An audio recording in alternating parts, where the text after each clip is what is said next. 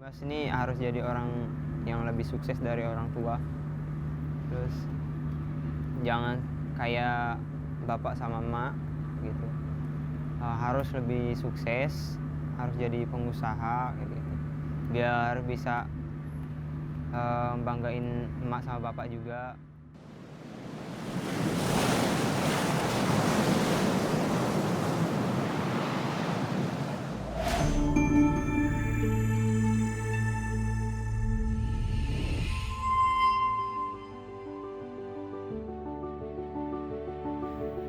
Sekitar 3,7 juta siswa lulus pendidikan menengah setiap tahunnya di Indonesia. Dari jumlah tersebut, baru 1,8 juta siswa yang terserap oleh perguruan tinggi. Hal ini berarti terdapat 1,9 juta anak muda Indonesia yang belum berkesempatan untuk melanjutkan pendidikan di tingkat universitas.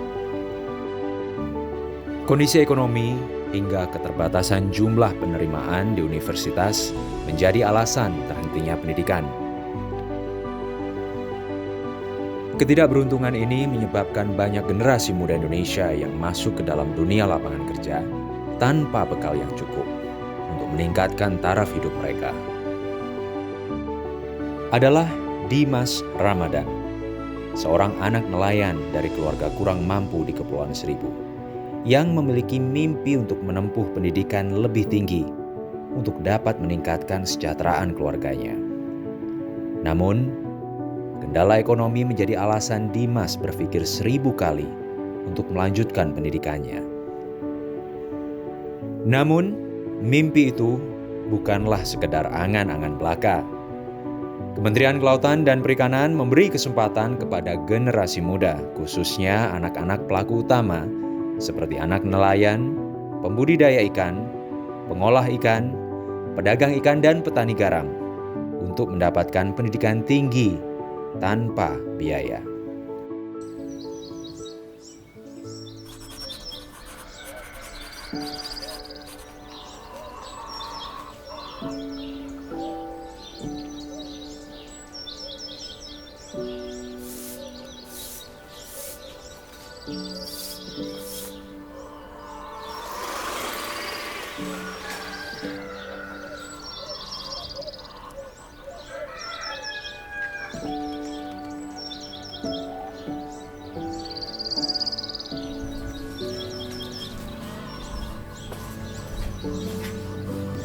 Hei Dimas, baru pulang? Iya Chan, sehat Chan?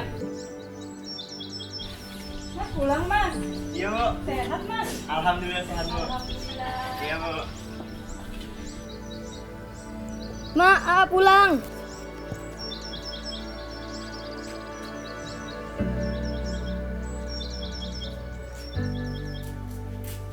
Mak, Dimas pulang. Dimas pulang. Apa kabar mas? Sehat? Alhamdulillah sehat. Alhamdulillah. Mak kangen sama Aa. Iya Dimas juga. Nama saya Dimas Ramdan, Taruna Politeknik Ahli Usaha Perikanan Angkatan 55. Sejak kecil saya ingin menjadi seorang pengusaha sukses di bidang perikanan tentunya. Saya daftar kuliah itu tanpa sepengetahuan orang tua. Bukannya takut sama keluarga, tapi khawatir aja. Dan saya tahu kondisi ekonomi keluarga saya itu sangat tidak berkecukupan. Takutnya orang tua berpikir, udahlah jangan lanjutkan pendidikan tinggi. Kita kan tahu ekonomi kita kan tidak berkecukupan kayak gitu Kak. Saya juga udah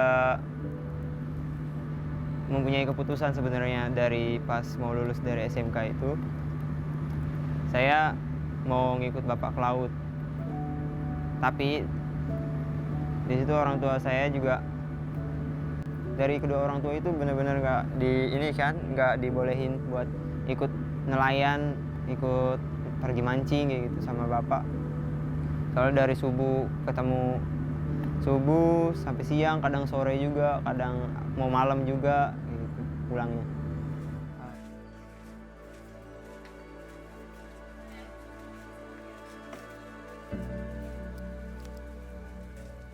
Ya keluarga kadang di keluarga ini masih biasa-biasa aja. Iya tadi itu namanya kita bukan nelayan. Iya. Kadang dapat, Kadang-kadang dapat, kadang enggak. Tapi sih kita bersyukur aja kalau si Dimas mah pengen kuliah. Ya bagaimanapun tetap dia harus kuliah. Karena dia anak yang nomor 2 dari kakaknya itu Tiwi. Sebenarnya tadinya memang saya nggak setuju Dimas kuliah. Karena kita kan keperbatasan dari ekonomi lah gitu. Cuma dia ini cita-citanya ingin membahagiakan orang tua. Jadi dia biar bagaimanapun harus menjadi orang, istilah kalau kita gitu ya. Saya nggak tahu dia waktu dia kuliah itu, dia mau daftar kuliah itu saya nggak tahu. Dia tiba-tiba gini, pertama dia bilang sama orang tuanya, "Ma, Dimas mau kuliah," dia bilang gitu kan. "Dimas jangan kuliah, karena keadaan kita ini begini," kata saya gitu kan. "Gimana ya Mak ya," kata saya tuh pengen kuliah banget katanya kan. "Terus jangan Mas, kita keadaan begini." Udah dia seakan-akan pengen nekat. Jadi dia ini daftar kuliah di STP. Tiba-tiba dia nggak berbilang sama orang tuanya. Dia daftar, tiba-tiba dia mengejutkan hati orang tuanya. Terus bilang gini, "Mak, Dimas lulus." Saya bilang gini, "Lulus apa?" Dikira saya lulus kerja, nggak tahunya dia lulus kuliah.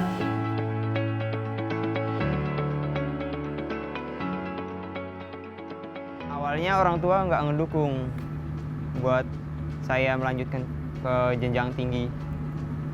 Di situ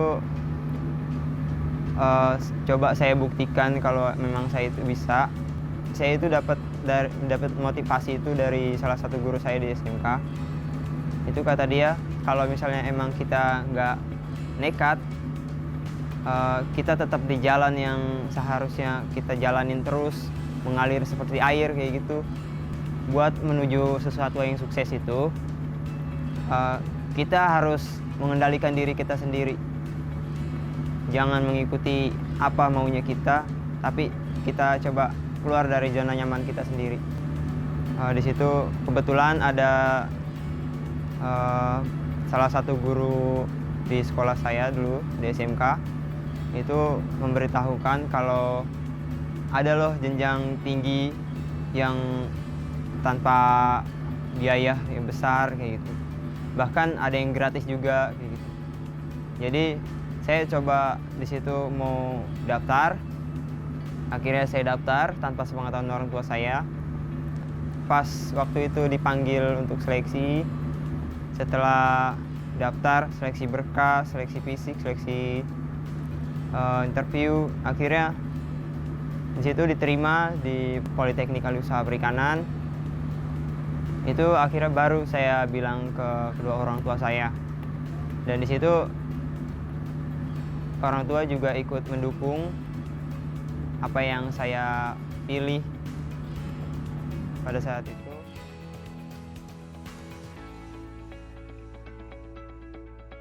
Kalau memang Dimas mau kuliah, ya silakan. Cuman kan kita begini. Saya bilang gitu.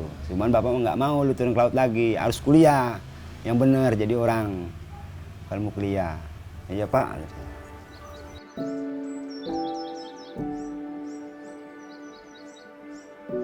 Itu ada kesulitan pada saat pendaftaran selanjutnya. Itu kan dipanggil ke Jakarta buat ngikutin tahap seleksi selanjutnya. Itu orang tua saya mempunyai sedikit uang. Saya rasa itu cukup buat saya dari pulau ke kampus Politeknik Usaha Perikanan, itu balik lagi ke pulau itu cukup. Ternyata perkiraan saya salah. Saya waktu itu sama teman saya waktu itu dari pulau juga, dan di situ kita kehabisan ongkos, terus baterai HP juga udah mau habis. Sempat kita cari-cari warung di sekitaran itu, akhirnya adalah salah satu warung gitu. Terus ibunya juga baik, ibu warungnya juga baik, dikasih ngecas HP, terus dikasih makan juga sama beliau. Terus akhirnya kita coba hubungin teman saya ini di bagian sekitar situ. Itu langsunglah dia langsung ditelepon sama dia. Akhirnya ini loh, saya lagi waktu itu di Kalibata kalau nggak salah. Di Kalibata, saya lagi di sini. Tolong dong, boleh nggak nginep di kosan kamu gitu kan, kata dia. Terus akhirnya dibolehin sama temannya dia ini. Akhirnya saya ke situ, dijemput sama dia. Saya ke situ di kosan dia. Terus besoknya pas mau tahap seleksi selanjutnya itu dianterin sama dia.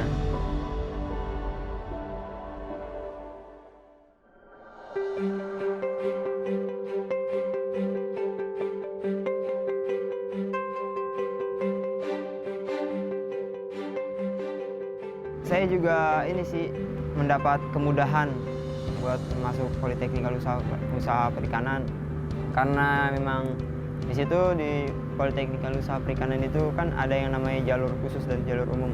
Jalur khusus itu kan buat anak pelaku utama perikanan. Itu seperti saya, alhamdulillah kedua orang tua saya juga pelaku utama perikanan, dapat nilai plus lah untuk bisa masuk ke Politeknik Usaha Perikanan. Di situ pas saya masuk, memang terkenal sih kalau di Politeknik Usaha Perikanan itu tingkat kedisiplinannya paling kuat.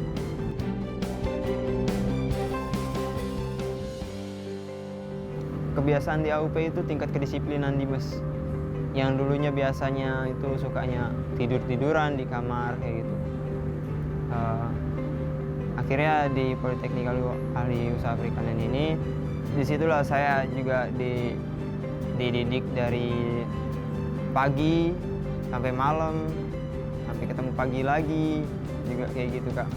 Terus saya juga pernah bikin schedule saya setiap harinya.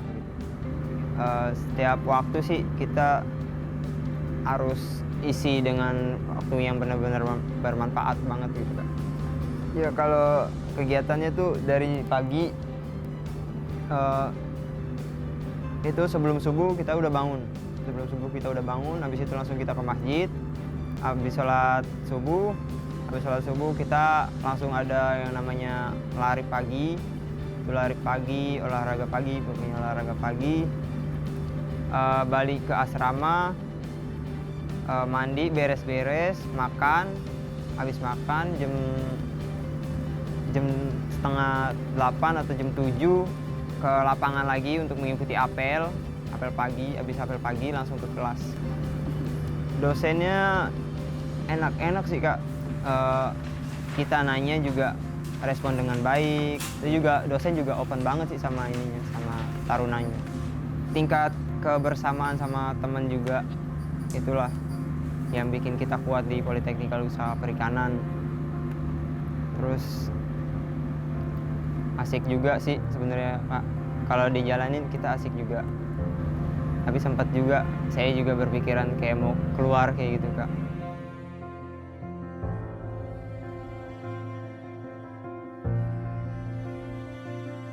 Itu salah satunya gara-gara dari orang tua saya yang sakit. Itu orang tua saya yang sakit, ya orang tua yang laki-laki itu sempat sakit kaki. Itu dia juga sempat nggak bisa jalan juga waktu saya di praktek luar. Orang tua belum tahu, padahal udah nelpon berkali-kali. Akhirnya yang perempuan ini mbak saya itu dia telepon saya, kata dia gini, Dimas udah dikabarin belum, katanya itu bapak sakit gitu. Terus mbak saya ini bilang, coba telepon emak deh, kayak gitu. Akhirnya ditelepon sama saya, emak saya tuh ditelepon. Terus langsung saya tanya, Mak emang bener bapak sakit kayak gitu? iya sakit gitu. Terus emang katanya bener nggak bisa jalan katanya. Iya nggak bisa jalan gitu, udah nggak bisa jalan. Abis dari situ akhirnya saya coba suruh orang tua saya bawa bapak saya ke puskesmas di Pulau Tidung itu. Akhirnya dibawa ke situ, alhamdulillah dari situ juga udah mendingan orang tua saya. Tapi sebelum dari situ saya juga sempat udah mau angkat tas, udah mau pulang langsung, terus tapi ditahan-tahan sama teman-teman saya, jangan, soalnya kalau misalkan kamu pulang ya sia-sia pendidikannya gitu. Apa yang dari awal seleksi kayak gitu. Itu semua sia-sia kan, itu juga dilakuin buat orang tua juga. Dimas ini harus jadi orang yang lebih sukses dari orang tua, terus jangan kayak bapak sama emak gitu. Harus lebih sukses, harus jadi pengusaha gitu, biar bisa banggain emak sama bapak juga kayak gitu. Ya, pas dia mau masuk kuliah, dia udah setengah jalan ngeliat keadaan bapaknya begini, sakit-sakitan, untuk berobat bapaknya juga kan uangnya, dia mau putus di jalan. Pas kata dia, "Mak, Dimas berhenti aja ya kuliah," dia bilang gitu kan. "Terus gimana mak, keadaan bapak kan seperti ini," dia bilang gitu.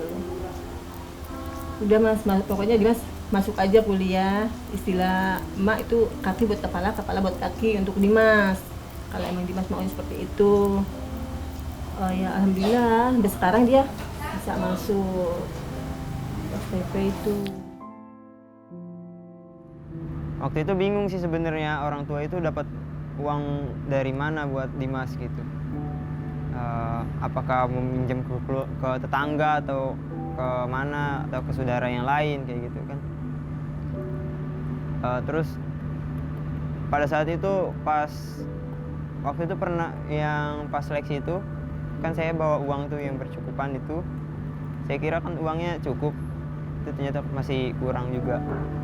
Itulah saya bingung, pada saat itu orang tua saya juga nggak ada duit buat keberangkatan saya, tapi tiba-tiba besoknya udah ada gitu. Terus orang tua saya juga bingung sih sama orang tua saya, kok bisa ada kayak gitu, padahal kemarin nggak ada bilangnya kayak gitu. Ya udah akhirnya saya cari kan, saya tanya orang tua saya, ini Dimas tuh uangnya dari mana sih kayak gitu kan, Dimas tanya. Terus katanya awalnya memang nggak ini, udah kamu lanjut aja Pak, kamu fokus aja ke pendidikan, kamu fokus ke pendidikan kamu pokoknya itu. Terus Dimas juga harus, langsung kata Dimas gini, Dimas juga harus tahu biaya pendidikan Dimas itu dari siapa aja, biar Dimas juga bisa membantu dia sewaktu-waktu kayak gitu. Terus Dimas juga berhak lah tahu apa yang emak lakuin di rumah, biar sampai Dimas sejenjang yang sekarang kayak gini. Mungkin orang tua saya itu sampai jualan itu gara-gara saya juga sih sebenarnya kayaknya. Saya nggak tahu, mungkin juga uang itu buat saya kuliah, melanjutkan pendidikan, buat nambah-nambahin juga kayak gitu. Tapi nggak tahu juga kalau minjam dari orang. Kalau misalkan emang minjam, saya juga harus tahu siapa orangnya, biar nanti saya juga membalas budinya juga enak. Oh ini loh orang yang dulu ngasih perhatian kepada saya gitu kayak gitu. Saya juga nggak sungkan-sungkan ngasihnya. Yang penting Dimas pupus saya dulu kuliah, jangan mikirin apa-apa. Itu Bapak kan mengharapkan kalau Dimas udah lulus, ya itu doang, terserah Dimas. Kalau Dimas mau sayang sama orang tua, ya silakan. Itu doang. Orang tua mah. Cuman kan manusia, makan tadi saya bilang, Mas, kuncinya satu doang yang Bapak kasih tahu kuncinya manusia itu, kesabaran. Sama sopan santun dijaga. Insya Allah nanti ketemu jalan, Mas. Kita mau disuruh sama orang, yang penting jangan nyuri. Ayo, mau disuruh sama dosen apa? Ayo jalan. Begitu. Terutama lagi lebih terutamanya kita dekatkan diri kepada Sang Ilahi. Saya bilang gitu. Jangan sampai lupa. Zikir malam harus dikerjain. Mudah-mudahan cita-cita Dimas itu dijabah sama Allah. Saya bilang gitu kan sama Dimas. Dimas itu selalu iya dan iya. Pokoknya pas Dimas udah lulus itu, udah mau ke kampus itu, orang tua pernah bilang pokoknya jangan tinggalkan sholat kayak gitu Kak. Jangan tinggalin sholat, terus fokus kuliahnya, jangan buat emak juga kecewa. Pokoknya harus jadi orang yang benar-benar sukses. Nanti kalau misalkan emang Dimas udah sukses, itu jangan lupa mak titip adek gitu katanya. Terus pokoknya didik adeknya biar sampai sukses. Terus Dimas juga udah janji sama diri Dimas sendiri, adik saya itu harus lebih sukses dari saya. Pokoknya gimana pun caranya adik saya harus lebih sukses dari saya. Saya tuh harus bisa menaikkan haji kedua orang tua. Terus kita juga cucu-cucunya juga pernah janji itu dari abang saya, abang sepupu saya. Itu dia pernah bilang juga waktu kita juga masih SMP kalau nggak salah. Itu dia pernah bilang buat menaikkan umroh mak tua kayak gitu. Kita juga nggak tahu, dari kecil segitu aja berpikiran dari seorang cucunya mak tua itu berpikir kayak seperti gitu. Akhirnya saya juga tertarik banget, pokoknya harus bisa naikin umroh mak tua, harus bisa naikin haji mak sama bapak. Saya berpesan sih sama anak pelaku utama yang udah lolos, itu pokoknya jangan sampai jangan sampai menyia-nyiakan waktu yang udah dikasih, waktu bener-bener waktu emas banget. Itu pokoknya jangan sampai disia-siakan, jangan sampai ada berpikiran kata pulang lagi. Pulang boleh, tapi harus jadi sarjana dulu. Pokoknya tetap semangat, jangan sampai berhenti di tengah jalan. Apapun nanti hasilnya, semoga kita sukses bersama. Ya, untuk teman-teman saya juga yang di pulau, yang di sekitaran pulau juga, di sekitaran Pulau Tidung juga, tetangga-tetangga saya pokoknya, yang anak pelaku utama seperti saya, yang bapaknya nelayan atau pengepul ikan atau pembudidaya kayak gitu, itu coba di sini ada loh ini perguruan tinggi kayak Politeknik Ahli Usaha Perikanan itu, dia itu mengkhususkan buat anak pelaku utama itu biar bisa melanjutkan sekolah yang lebih tinggi lagi dengan gratis, dengan fasilitasnya juga udah ditanggung semua. Kalian jangan takut, pokoknya jangan takut buat putus dari harapan kalian yang ingin sukses lagi, buat kedua orang tua juga kan. Pokoknya tetap semangat. Kalau misalkan memang kalian pengen coba masuk ke Politeknik AUP, masuk dengan jalur khusus bisa. Itu punya nilai plus buat daftar.